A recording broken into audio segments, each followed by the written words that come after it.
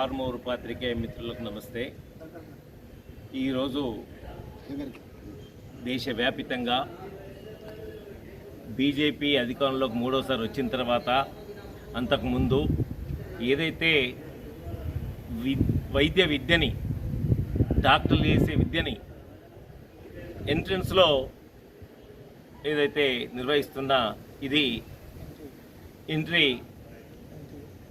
NTA బోర్డుని రద్దు చేయాలని, రాష్ట్రాలకు హక్కులు ఇవ్వాలని డిమాండ్ చేస్తా ఉన్నాం. ఈ డిమాండ్ ఎందుకు ముందుకొచ్చింది అనే విషయాన్ని మనం ఒకసారి పరిశీలిస్తే, ఎంబీబీఎస్ ఎంట్రన్స్ పరీక్షాపత్రం కోట్ల రూపాయలకు అమ్ముడు పోయింది. అది ముఖ్యంగా బీజేపీ అధికారంలో ఉన్న రాష్ట్రాల్లో.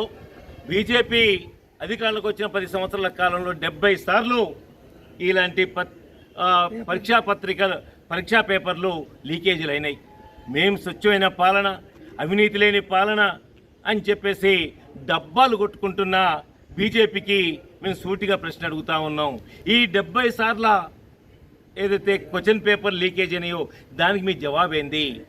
నిన్నగాక మొన్న ఈ పేపర్ లీకేజీకి సంబంధించిన ఆ శాఖ మంత్రి పైన మీరు ఎందుకు చర్య తీసుకోలేదు? సిగ్గు శరం లేకుండా ఇంకా నేను ఆ శాఖని పట్టుకుని ఏలాడుతున్నా అని చెప్పేసి ఆ మంత్రి ఏలాడడం సరైంది కాదు.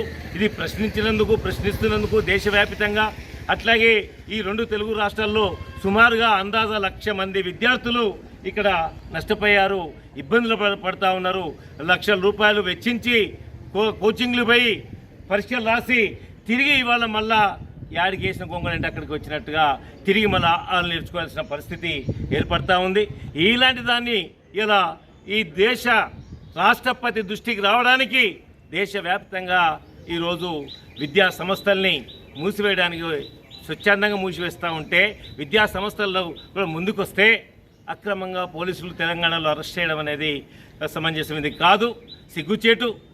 ఇది ప్రజాస్వామ్యానికి ఇది ఓ గుడ్డలు పెట్టని చెప్పేసి మేము చెప్తా ఉన్నాం. ఇక్కడ పీడిఎస్ నాయకులు, అట్లాగే ఏఎస్ఎఫ్ఐ నాయకులు, ఎస్ఎఫ్ఐ నాయకులు, చివరికి తెలంగాణ రాష్ట్రం అధికారంలో ఉన్న కాంగ్రెస్ పార్టీ అనుబంధ సంస్థ ఎన్ఎస్యు నాయకులను కూడా అరెస్ట్ చేయడం అనేది అప్రజాస్వామిక చర్య అని, వీళ్ళ మీద కేసులు ఏం లేకుండా 151 కూడా కేసు పెట్టకుండా బేషరతుగా విడుదల చేయాలని, పిల్లల దగ్గర తీసుకున్న ఫోన్లని వెంటనే ఇచ్చివేయాలని చెప్పేసి మేము డిమాండ్ చేస్తూ ఉన్నాం. CPIML Prajapantha mass line.